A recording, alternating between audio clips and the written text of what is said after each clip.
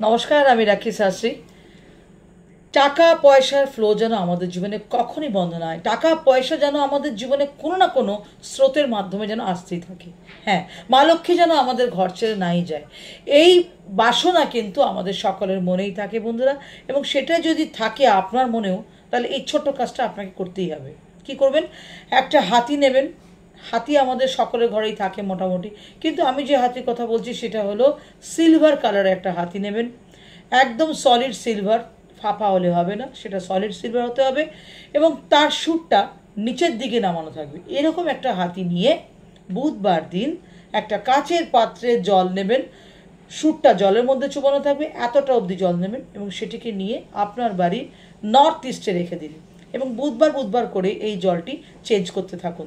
দেখবেন আপনার বাড়িতে কোনো না কোনোভাবে অর্থ কিন্তু আসতেই থাকবে এবং অর্থের আগমন কিন্তু বন্ধই হচ্ছে না।